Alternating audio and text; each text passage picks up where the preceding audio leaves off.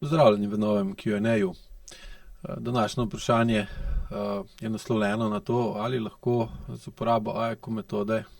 pomagamo, zmanjšamo ali odpravimo odvisnost od alkohola. Odgovor je sledeč. Lahko pomaga, lahko tudi odpravi. Seveda je to vse odvisno od jakosti, koliko dolgo je že odvisnost prisotna in kar najbolj v bistvu vpliva je, kakšno je okolje, v katerem ta odvisnik živi in dela. Predvsem zaradi tega, ker v bistvu alkoholizem, tako kot vsako drugo odvisnost, v AIKO-ju gledamo kot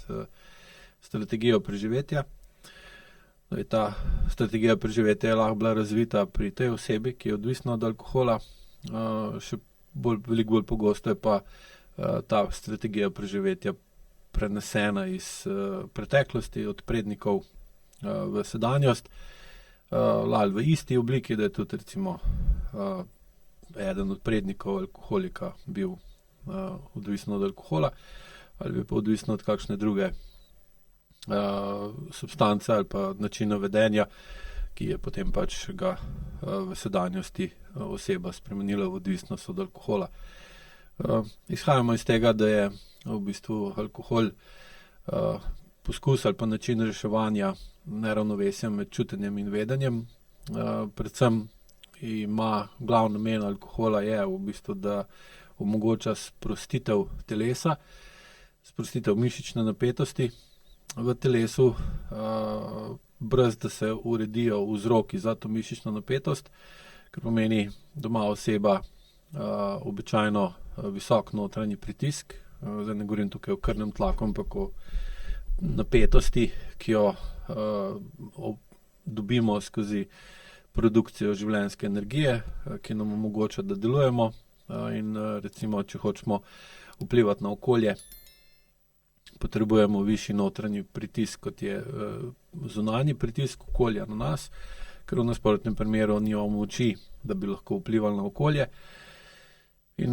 če lahko vplivamo na okolje s tem pritiskom, ki ga imamo v sebi, na učinkovit način, se pravi, da tisto, kar nas moti, ovira, ogroža ali omejuje, uredimo, ali pa da tisto, kar nekoga drugega moti, ovira, ogroža, omejuje, običajno je to partner ali pa otrok ali otroci, uredimo s tem pritiskom, se potem sprostimo, mišična napetost upade, gremo v parasimpatično stanje, uživamo ali pa smo zadovoljni z ugodnim potekom reševanja problema, smo zadovoljni s tem, kako sami znamo prepoznati, delovati in urediti problem, in v takem primeru do odvisnosti ne pride. Lahko seveda tudi uživamo alkohol na zmerni način oziroma lahko kadarkoli omejimo ali prenehamo z pitjem alkohola. Seveda, če pa tega nimamo, če živimo v okolju, ki na nas pritiska in dvignemo notranji pritisk, da izenačimo zunanji pritisk, lahko tudi recimo dvignemo nad zunanjega, da bi delovali, delujemo pa ne, ali pa je naše delovanje neustrezno, se pravi, da ne rešuje problema, lahko rešujemo, ampak ga ne rešimo. Z drugo besedo, če delujemo na distres način, potem pa seveda se problem ne reši, lahko postane še večji,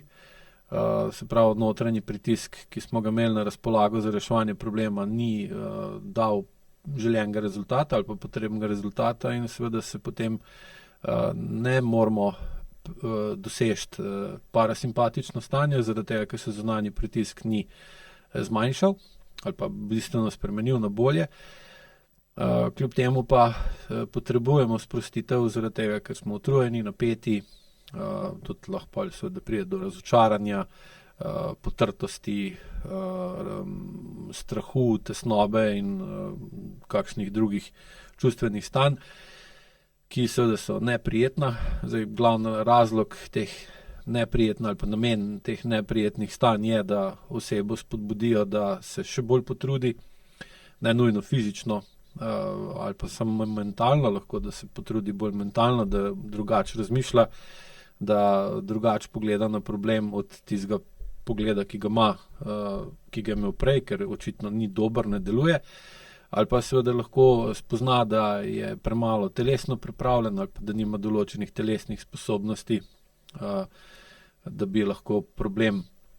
učinkovito rešil, in ta neprijeten občutek je v bistvu potem potrebno uporabiti kot motiv in energijo za spreminjanje tistega, kar skozi reševanje spoznavamo, da je neustrezno. Dvignemo svoje telesne ali psihične sposobnosti, ali ene in druge, in v naslednjem poskusu problem bolje rešimo ali ga pa razrešimo, kar nam pa potem da zadovoljstvo, da smo skozi težje obdobje dovolj napredovali, da smo lahko problem rešili, in potem gremo lahko brez težav v parasimpatično stanje, se sprostimo brez uporabe alkohola in dobimo tisto zadovoljitev, zadoščenje in zadovoljstvo, ki nam potem v bistvu preprečuje ali pa nas odvrača oziroma ne ustvari potrebe, da si pomagamo na kakšen drug način. Seveda, če pa tega nismo sposobni in da imamo daljše obdobje, ko smo neučinkoviti v reševanju problemov, potem pa pride do vedno večje potrebe na telesni ravni do sprostitve, ker telo zaradi čist biološke funkcije, da nobeno stanje ne more biti skozi enako, ker to je recimo pri neživem predmetu ali pa neživi naravi snovi, ki ni živa, lahko je skozi v enakem stanju. Živa snov, živ sistem se mora pa kar naprej spreminjati, torej tudi kronična napetost v telesu, ne glede na to, kakšen je razlog, če traja dlje kot določen čas, telo mora iti v nasprotno stanje, mora iti v sprostitev, in če ne moremo sprostiti telesa tako, da uredimo problem in gremo v parasimpatično stanje, ker je problem rešen, potem išče in zahteva od nas kot celote, da najdemo neko drugo rešitev za sprostitev, vsaj začasno, v bistvu potem postane nepomembno, ker ko se počutimo dobro, lahko zbiramo, ko se počutimo pa slabo, imamo pa vedno manjšo možnost izbire. In v takih okoliščinah seveda, ker smo v distresu, ker smo pod pritiskom, ker smo utrujeni, imamo močna negativna čustva v sebi, seveda podzavest dobiva moč. In zdaj, če imamo v svoji preteklosti osebe, ki so se v podobnih situacijah, čeprav lahko v čist drugih časih pa v čist drugačnem kontekstu uporabljali alkohol, zato da so se sprostile, je verjetnost, da se bomo tudi mi poslužili podobne poti zelo visoka. Tudi raziskave, ki so jih delali s proučevanjem družinskih dreves odvisnikov od alkohola, so ugotovili, da 7 generacij nazaj, recimo, če je nekdo 7 generacij nazaj imel težave z odvisnostjo od alkohola, poveča verjetnost, da bo nekdo v sedanjosti, ko bo se znašel v taki situaciji, kot sem jih prej opisoval, posegel po istem problemu, in bo njegova podzavest v bistvu, ko bo spil malo alkohola, recimo eno pivo ali pa špricer, deci vina in štamprle žgane pijače, dala občutek, da je pa to dobro, da je to koristno, da to paše, da nam je to manjkalo. Podobno kot recimo, ko smo žejni, spijemo kozarec hladne vode, prav čutimo v sebi, da je da je to tisto, kar je dobro. In podobno se zgodi tudi tukaj, vpliva na serotonin v možganih, na dopamin v možganih, in seveda gremo lahko zelo hitro v ta krog alkohola ali pa odvisnosti od alkohola, ko potrebujemo vedno večjo količino alkohola, zato da najdemo tisto začasno sproščenost ali pa občutek, da smo dobro, ali pa vsaj, da nismo tako slabo, kljub temu, da nismo odpravili vzroka, zakaj nismo dobro ali pa zakaj smo slabo. IQ skozi vaje in zmanjševanje senzorno-motorne amnezije omogoča sprostitev mišičnih napetosti brez alkohola, kar pa seveda zmanjšuje potrebo po vnosu alkohola, ker se lahko sprostite tudi skozi vaje. To še posebej velja, če vaje izvajate pri učiteljih osnovne stopnje, ker vodijo vaje na poenostavljen način z glavnim namenom, da zmanjšate napetost v telesu. Potem pa seveda lahko zaradi te sproščenosti, ki jo dobite na takšen način, spremenite postopoma tudi svoje vedenje, hkrati pa nižanje senzorno-motorne amnezije in učenje IQ-ja omogoča višjo čustveno zrelost. In ko recimo čustveno zrelost dvignete dovolj nad tisto, kakšna je bila prej, pride tudi do tega, da postanete bolj učinkoviti v reševanju problemov, bolj učinkoviti v sodelovanju v partnerskem odnosu, kjer lahko z primernim sodelovanjem med partnerjema še dodatno dvignemo sposobnost reševanja problemov in tega, da smo krajši čas v distresu, kar pa seveda spet pozitivno vpliva na zmanjšanje odvisnih vzorcev in verjetnost, da zmanjšate odvisnost od alkohola, se tem primerno povečuje. Izvajanje vaj, znižanje senzorno-motorne amnezije in dviganje čustvene zrelosti tudi poveča vpliv telesa na zavest in pri odvisnikih od alkohola ali pa tudi na splošno pri vseh odvisnikih je v bistvu jasno zaznan vzorec, da so močno odklopljeni iz telesa ali pa od telesa, običajno zaradi otroštva, kjer so morali zaradi tega, ker so živeli v okolju, ki je bilo za otroka nezdravo, hkrati pa okolje ni naredilo nič ali pa premalo, da bi ozdravelo, zato da bi otrok živel v zdravem okolju, mora pa otrok v bistvu odklopiti občutke iz telesa, ki mu govorijo, da živi v nezdravem okolju, da živi narobe, ampak sam nima dovolj moči niti vpliva, da bi lahko karkoli spremenil in vse, kar lahko naredi, je, da se prilagodi takemu okolju in izklopi opozorilne znake iz telesa, se navadi na to okolje in potem seveda tudi iz tega okolja prejme vzorce vedenja, ki vodijo v odvisnosti, ker odvisnost od nečesa je pa jasna in direktna pot v neučinkovito vedenje, ki pa seveda potem samo še povečuje potrebo po odvisnosti od, recimo v tem primeru, od alkohola. In skozi zmanjševanje senzorno-motorne amnezije je povečevanje vpliva telesa na zavest večje in potem bo tudi oseba začela čutiti, da konzumiranje alkohola je za telo nezdravo, ker v resnici tudi en deci vina ali pa eno malo pivo na jetra, na metabolizem, na krvne žile, na celotno telo deluje negativno in je negativen učinek alkohola na telo bistveno večji od eventualnih koristnih substanc, ki jih vino ali pa pivo ali pa druge alkoholne pijače imajo, ker te substance lahko dobite tudi na drug način, brez alkohola.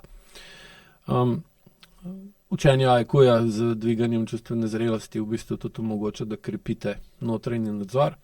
ne skozi prisilo, ampak skozi postopno vračanje občutka, zmožnosti izbire in da delujete vedno bolj iz sebe, ter da si vedno bolj zaupate, ker dvig zaupanja vase je pa osnova za to, da zmanjšate verjetnost, da pride do odvisnosti od česarkoli, in tukaj tudi od alkohola. Poveča se sposobnost, da dostopamo do potlačenih čustev iz otroštva, ker jih skozi IQ smo na programih lahko zavestite stare čustvene vzorce, ki so skoraj vedno ali pa verjetno celo vedno,